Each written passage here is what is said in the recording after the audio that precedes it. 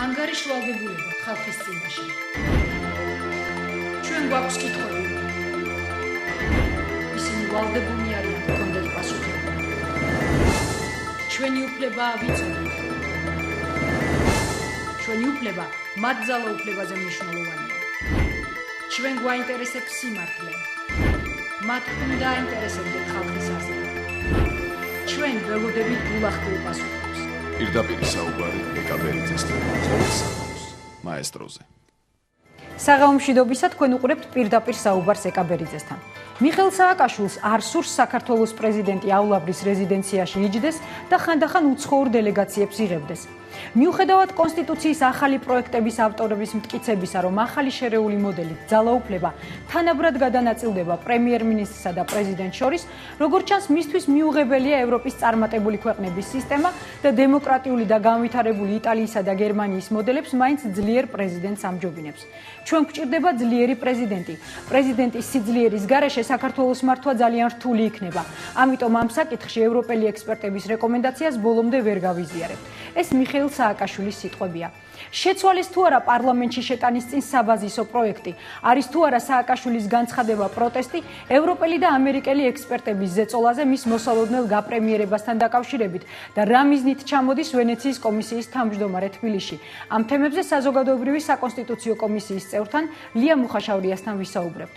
ავღანეთში ქართველი ჯარისკაცის დაღუპვის მიუხედავად საქართველოს მისიაში არაფერი შეიცვლება. ასეთია ხელისუფლების დღევანდელი პასუხი შეკითხვაზე, რა შეცვლის საქართველოს გეგმებში პირველი სამხედრო მსხვერპლი ავღანეთში. უღირს თუ არა ქვეყანას ცხელწერტილში მიღებული სამხედრო გამოცდილება ჯარისკაცების სიცოცხლის საზღაურად. ამ თემაზე პირდაპირ საუბარი უსაფრთხოების პოლიტიკის ექსპერტთან ირაკლი სესიაშვილთან გვექნება.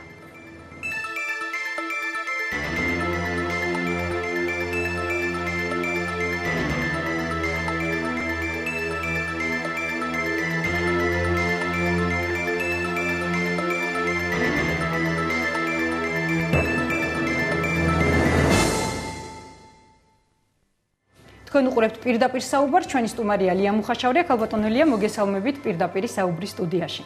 მიხეილ სააკაშვილი დღეს უკვე აცხადებს, რომ კონსტიტუციის ახალი მოდელის მიხედვით პრეზიდენტის ინსტიტუტი ისევ ძლიერი უნდა დარჩეს, მიუხედავად იმისა, რომ თვეების განმავლობაში სახელმწიფო საკონსტიტუციო კომისია საწინააღმდეგოს ამტკიცებს, ანუ საუბარი თვეების განმავლობაში იყო იმაზე, რომ ძალაუფლება თანაბრად უნდა გადანაწილდეს პრემიერსა და პრეზიდენტს შორის. რამდენად თავსებადია თქვენი მოსაზრებით პრეზიდენტის ახალი განცხადებები იმ მოდელთან, რომელიც განიხილა ვენეციის კომისიამ და რომელიც დღეს უკვე პარლამენტშია შეტანილი. საღამომშვიდობისა, ძალიან დიდი მადლობა, რომ მომეცეს შესაძლებლობა ამ თემებზე თქვენთან ერთად ვისაუბრო. იცით რა, მოდით დაუბრუნდეთ გაცხადებულ მიზანს და მისიას, რის გამოც შეიქმნა სახელმწიფო საკონსტიტუციო კომისია. თავიდანვე იყო საუბარი და თითქოს განმეორდა ახლა, რომ ძლიერი პრეზიდენტი, ძლიერი პარლამენტი. ასეთი იყო თავად პრეზიდენტ მიხეილ სააკაშვილის დაკვეთა, თუ გავიხსენებთ, ეს იყო მისი დავალება სახელმწიფო საკონსტიტუციო კომისიის მიმართ.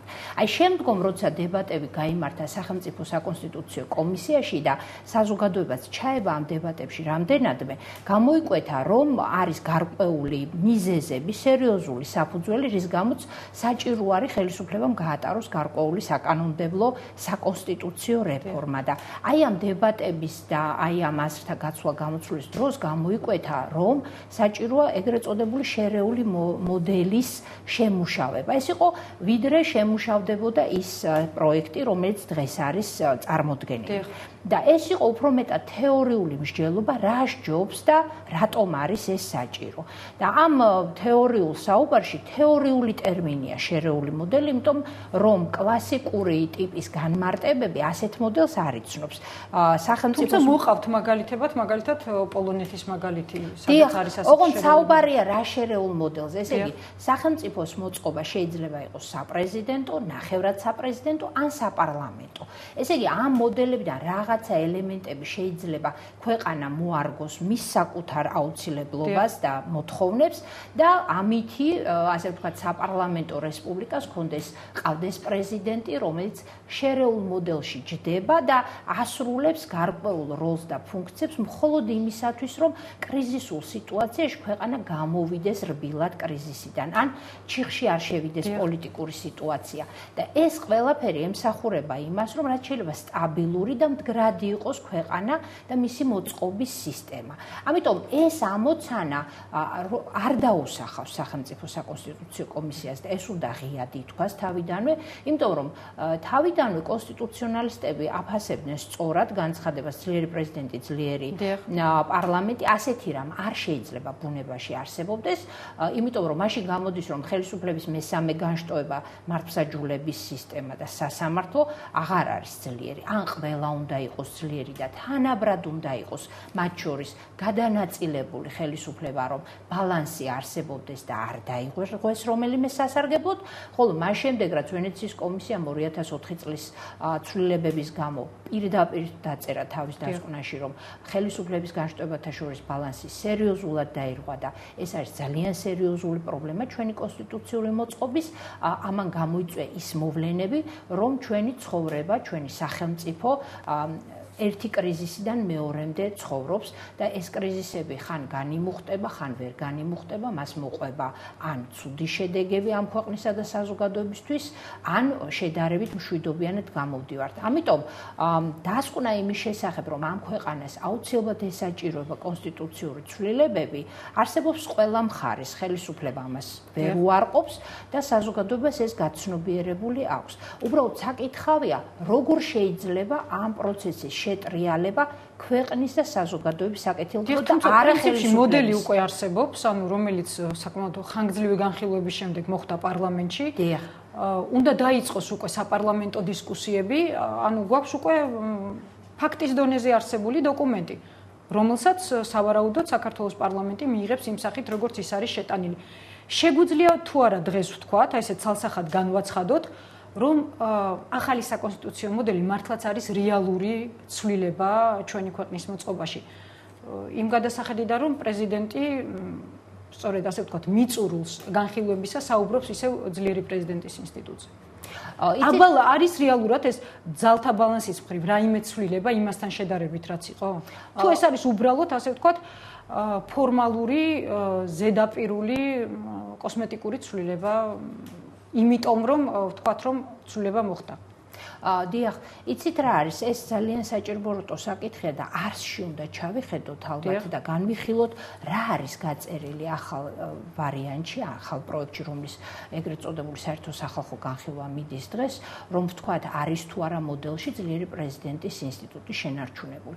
უნდა ითქვას ცალსახად, რომ რა თქმა უნდა არის, იმიტომ რომ პრეზიდენტს კვლავ აქვს საგარეო ურთიერთობებში გადამწყვეტი ფუნქცია. ანუ ის აწარმოებს მართალია მთავრობის თანხმობით, მაგრამ აწარმოებს მოლაპარაკებებს და დებს საერთაშორისო ხელშეკრულებებს. ისეა ეს ფორმულირება გაწერილი, რომ არ არის დაზუსტებული რა ტიპისაა ეს ხელშეკრულებები. ანუ თუ ამას ასე ვთქვათ განვიხილავთ ანალიტიკურად, შეიძლება დავასვათ, რომ პრეზიდენტს ყოველთვის ექნება შესაძლებლობა ამ მუხლის საკუთარი ინტერესების კვალობაზე გააკეთოს ინტერპრეტაცია და მას ვერავინ ვერ შეზღუდავს და გაუგებარია როგორ შეიძლება პრეზიდენტი ასრულებდეს ასეთ ფუნქციებს და კონსტიტუციურად აღჭურვილი იყოს ამ უფლებამოსილებით, მაშინ როდესაც საგარეო პოლიტიკა შეიმუშავებს პარლამენტი და ახორციელებს საგარეო საქმეთა სამინისტრო და მთავრობის ფორმირებაში პირდაპირ არ არის პრეზიდენტი ჩართული. არამედ ეს ფუნქცია გადადის პრემიერზე. მაშინ გამოდის, რომ ხელისუფლების განშტოებათა ბალანსი კვლავინდებურად დარღვეულია ამ ნაწილში. გარდა ამისა, პრეზიდენტი ინარჩუნებს ძალიან სერიოზულ უფლებამოსილებებს თავდაცვის სფეროში. ის ნიშნავს გაერთიანებული შტაბის ხელმძღვანელს, განსაზღვრავს რაოდენობას საჯარისო შენაერთების მათ კატეგორიებს. ეს არის ძალიან მნიშვნელოვანი ფუნქცია, რომელიც თუ კი ვლაპარაკობთ პრეზიდენტზე როგორც არბიტრზე და მისი როლის დაბალანსებაზე მთავრობისა და პარლამენტის სასარგებლოდ, მაშინ მას ეს ფუნქციები აღარ უნდა ჰქონდეს, იმიტომ რომ ასევე თავდაცვის საკითხები არის ძალიან მნიშვნელოვანი და ამ საკითხებშიც, როგორც საგარეო საკითხებში, პრემიერის კონტრასიგნაცია პრეზიდენტს არ ჭირდება. მაშასადამე გამოდის, რომ ის ძალიან კარგად ხელფეხ გახსნილია იმისთვის, რომ პირდაპირ და აშკარად შეიჭრას აღმასრულებელი ხელისუფლების მთავრობის უფლებამოსილებების ამ ნაწილში, რაც შეიძლება აღმოჩნდეს დამატებითი ბერკეტი და საფუძველი ქვეყანაში კიდევ ერთი პოლიტიკური კრიზისის შექმნისთვის.